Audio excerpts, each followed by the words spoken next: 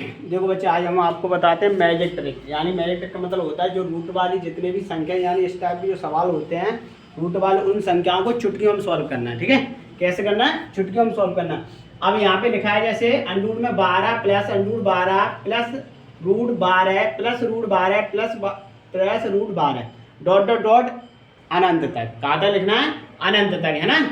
अब ऐसे करके सवाल ऐसे, इसमें या तो संख्या कम हो ज्यादा, इससे में कोई अंतर नहीं, क्योंकि अनंत का मतलब होता है लास्ट तक कितना भी लिख तो चलो, है ना।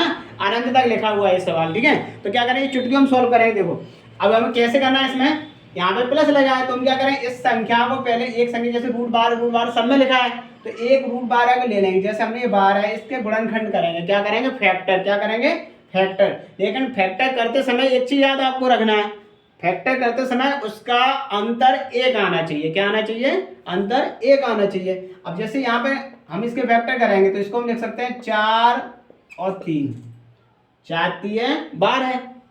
मैंने भी बताया इसके फैक्टर करते समय क्या अंतर एक का होना चाहिए। अब जैसे 4 में से 3 गए तो कितना बच रहा है? जैसे अंतर का मतलब माइनस एक आ रहा है, यानी अंतर उसका हमेशा एक आना चाहिए। तो फैक्टर कितने हो गए? 4 गुणा 3, यानी 4 3 12। लेकिन 4 में से 3 गया तो एक बच रहा है, तो मैंने बताया था ना इसका अंतर एक आना चाहिए। इन सवालों क्या आना चाहिए? अंतर एक। और होने को तो वाला हम करें 6 दूनी 12, ये भी हो रहा है, लेकिन इसका अंतर तो नहीं आ रहा, तो हम ये वाला नहीं लेंगे। ठीक है, कौन से फैक्टर लेंगे? ये वाले, यानी अंतर कितना आना चाहिए? एक। अब ऐसे करके हमारा सवाल है ना, तो इसमें क्या करें, इसमें जो अब अंतर में ऐसे कर हमने जो गुणा किया, अब जिसमें हमने गुणा किया 4 12 इसके फैक्टर करें, उस फैक्टर में बड़ी संख्या, उस फैक्टर में जो इसमें जो हमने फैक्टर है इसमें बड़ी संख्या होती है वही इसका आंसर होता है। ठीक है, इन सवालों में जैसे रूट 12 प्लस रूट 12 ऐसे करें, अगर प्लस कहीं लगा है बीच में अनंत तक लिखा हुआ सवाल है तो हम क्या करेंगे, उस वाली संख्या का क्या करेंगे, हम फैक्टर करेंगे। लेकिन उसका अंतर कितना आना चाहिए? एक, है ना। अभी करके दिखा अंतर एक आना, तो उसका जो बड़ा वाला जो आपका डिजिट होता है, यानी बड़ा वाला जो डिजिट है वही उसका आंसर होगा। यानी इसका आंसर कितना हो गया? 4। ठीक है, ऐसे करके सवाल समझ में आया होगा। इस टाइप से दूसरा सवाल,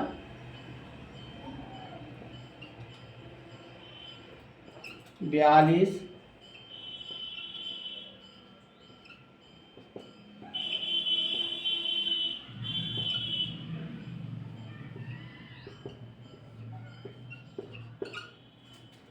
अनंत तक होना है ना। कहाँ तक? अनंत तक। ऐसे अनंत तक हो सकता है। ठीक है, इस टाइप से।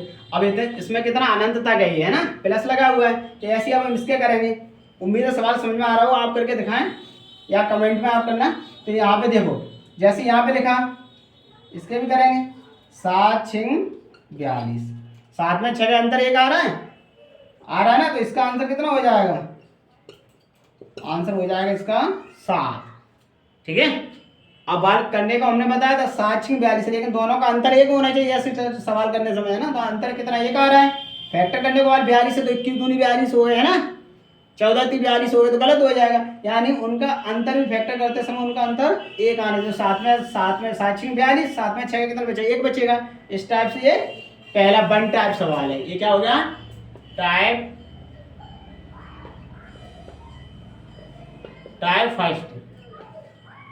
फर्स्ट क्वेश्चन है ना। टाइप ये फर्स्ट टाइप के, ऐसी इसमें और भी आगे सवाल हैं। तो टाइप कौन सा हो गया? टाइप आपको ये फर्स्ट। अब टाइप सेकंड सिखाएंगे आपको, देखो आगे।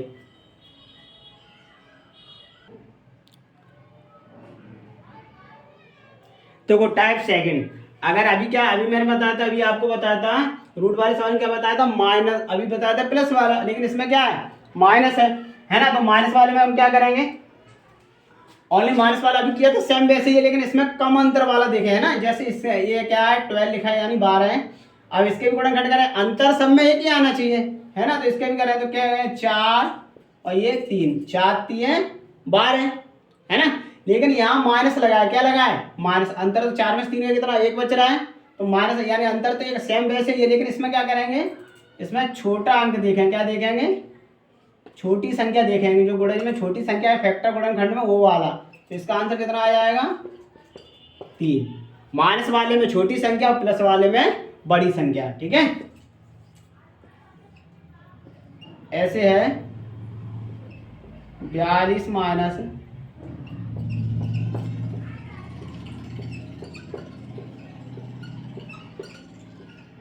42 ऐसे करके ना, डॉट डॉट डॉट ऐसे इसके ये वाला सवाल करके दिखाओ। ऐसे ये हो जाएगा 7 6 42, दोनों में से क्या अंतर एक आ रहा है, इसमें कौन सा अंक हो जाएगा, इसमें आंसर हो जाएगा करेक्ट आपका छोटी संख्या, माइनस वाले में छोटी संख्या देखना है, ठीक है, और प्लस वाले में बड़ी संख्या और माइनस वाले में छोटी संख्या, ठीक है। टाइप थर्ड देखें आप, देखो टाइप 3 ये है आपका रूट वाले सवाल में। टाइप 3 में क्या होता है, अगर इसमें आपका प्लस माइनस बीच में कुछ चिन्ह ना हो, क्या हो, यानी इसमें कोई चिन्ह ना हो, प्लस माइनस कोई भी चिन्ह नहीं है और डायरेक्ट संख्या लिखी हुई है, जैसे √2 √2 ऐसे करके लिखा हुआ है ना, और डॉट डॉट डॉट अनंत तक लिखा हुआ, कहाँ तक लिखा हुआ है, अनंत तक। तो हम क्या करेंगे, इसमें कुछ नहीं करना है, हमें क्या करना है, जो इसमें संख्या अंदर लिखी हुई संख्या वही इसका आंसर होता है। तो क्या 2 है तो इसका 2 हो गया, ऐसे रूट में 3 है तो इसका आंसर 3 हो गया, लेकिन अनंत तक लिखा होना चाहिए ऐसे करके। √2 ऐसे इसमें लिखा है, कोई दूसरा सवाल ऐसे मानते हैं 13 √13 डॉट डॉट डॉट डॉट ऐसे करके, है ना, तो इसका भी क्या आएगा आंसर 13 ही आएगा, ठीक है, इसका आंसर क्या आएगा 13 आएगा। √13 इसमें कोई प्लस माइनस चिन्ह तो नहीं लगा, जिसमें प्लस माइनस चिन्ह नहीं लगा होता है और रूट में संख्या लिखी है अनंत तक लिखी होती है संख्या, क्या लिखी होती है अनंत तक, तो उसमें आंसर जो उसमें लिखा है अंदर वही इसका आंसर होता है। तो इसका आंसर कितना हो जाएगा 13 हो जाएगा, ठीक है। टाइप 4 क्वेश्चन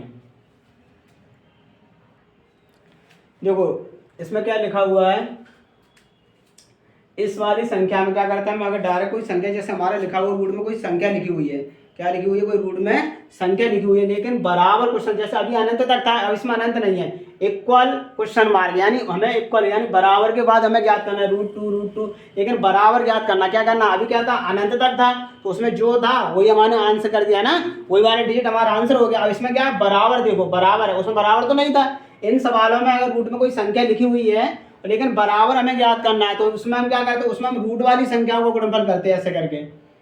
तो कितने रूट है गिनेंगे, 1 2 3 4 5 ऐसे करके, इसका इससे ऐसे ऐसे और ऐसे, कितने हो गए रूट, 2 दूनी 4, रूट देखो 2, क्योंकि रूट का मतलब होता है 2, रूट का मतलब क्या हाफ हो गया, तो यहाँ पे क्या करेंगे 2 दूनी 4, 4 दूनी 8, 8 दूनी 16 और 16 दूनी 32, है ना, गुणन कर देखो 2 2 2 2 और 2, 2 दूनी 4, 4 दूनी 8, 8 दूनी 16, 16 दूनी 32 ऐसे करके, कितना है 32, तो हमने 32 लिख दिया।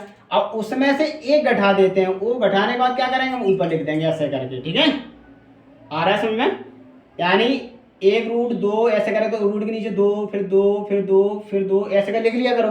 तो 2 दूनी 4, 4 दूनी 8 एलसीएम की तरह करते हैं, ठीक है, 2 दूनी 4 गुणा एलसीएम की तरह करेंगे, 2 दूनी 4, 4 दूनी 8, 8 दूनी 16, 16 दूनी 32। तो हमने क्या करा 2 पे पावर ऐसे लिखे, 2 पे पावर के मतलब यहाँ पे क्या 32 हो गया, उसी संख्या में से एक घटा के ऊपर लिख देते हैं घात, ठीक है, ऐसे करके। ऐसे अगला सवाल है, यहाँ पे कुछ भी लिखा है, कुछ ही मान लो, जैसे ये 65 है, ठीक है,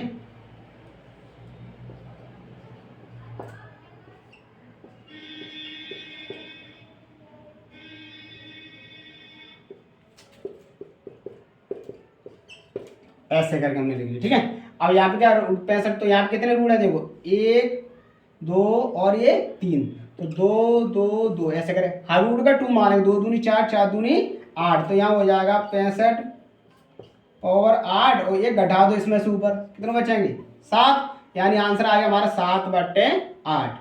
उम्मीद है वीडियो अच्छी लगी होगी, अच्छी वीडियो लाइक करें, शेयर करें और बेल आइकन की घंटी दबाएं, ठीक है, जिसलिए हमारा आगे वाली जो भी हमारी वीडियो हम डालें आपको अच्छे से नोटिफिकेशन पहुंच सके और आप अच्छे से देख सकें, ठीक है।